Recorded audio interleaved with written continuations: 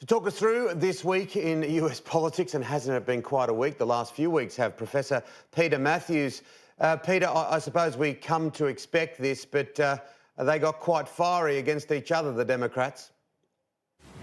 It did. It got pretty feisty there for a while, but I don't think it really changed any people's mind in terms of the votes shifting. In my view, the three front runners are still at the front top. That's Biden, Sanders, and Warren, and the others are still trying to lap at their heels to try to get them. So I don't think it changed a lot, but it was pretty feisty at times. Yes. Yeah, it certainly was. We just saw a little bit there. In terms of some of the main issues that were discussed, healthcare, gun control, how did they go with those topics? Pretty standard Democratic Party positions because they all are for universal health care. They just have different ways of getting there. And Bernie Sanders distinguished himself to be for a single payer Medicare for all system, different than Biden's. Biden said he wants to just build on Obamacare and go gradually, step at a time, and keep the private sector in there as well. And Elizabeth Warren somewhere in between the two. So those three leaders had different positions on the Medicare for all. But gun control was a big one. I think all the Democrats agree there has to be a ban on assault weapons, and there has to be universal background checks. A lot of similarities there. On the economic side, the progressives and populists versus the more moderate conservative Democrat, who is basically Biden, at the forefront. So that's quite an interesting contrast coming up in these debates.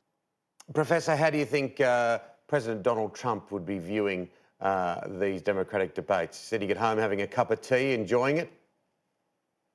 I think he's enjoying it a lot, since none of them attacked him except for Kamala Harris, who gave him a mild attack in one way, but everyone else went after each other and promoted their own particular plans for the United States of America from their perspective. So Trump was probably having a good time watching it, I would imagine. He hasn't tweeted yet. I don't think he tweeted in the middle of the debate anyway. A big firing last week, John Bolton. Now Donald Trump is saying that he's ruling out asking Secretary of State Mike Pompeo. Professor, why do you think that is the case? Ruling out Pompeo? Yeah.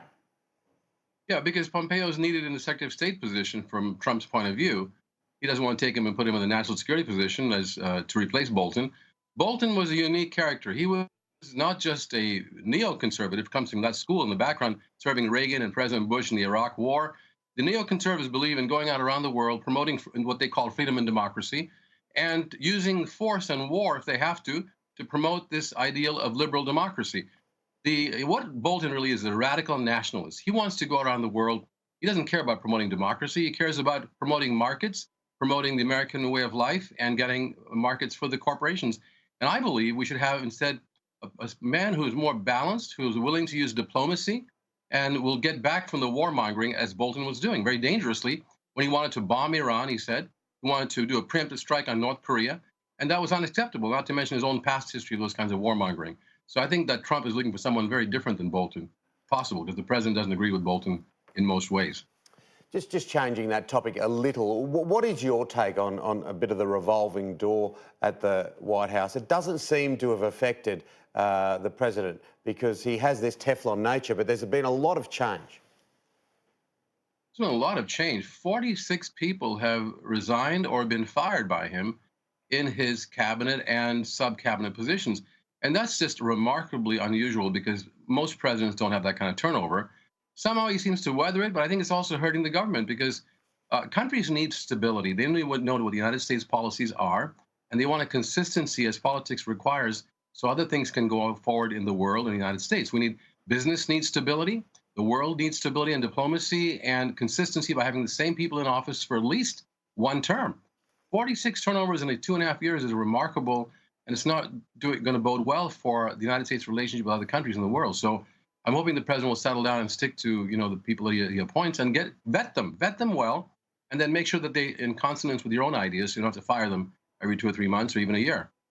And just finally, Professor, the 11th of September, Canadian Prime Minister Justin Trudeau, he called an election to take place this October the 21st. Do you think another candidate perhaps would work better with President Trump?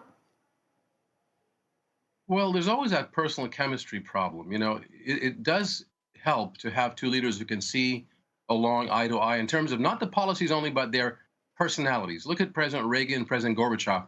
They had such great chemistry. They were able to bring in the INF Treaty among two major rivals in the world. But when you have a personality difference, and there's a problem there with, I think, Trudeau and Trump's personalities. Trump is hard for anyone to get along with, actually. So we'll have to see what will happen if a new prime minister comes in. and it'll work out better. But the chemistry is very important, and maybe it'll work out better this time around. It's certainly his way or the highway. There's not a lot of I'm going to listen to what you've got to say too often. But Professor, thank you so much. We look forward to talking to you soon. My pleasure. Thank you so much. Climate activists are staging demonstrations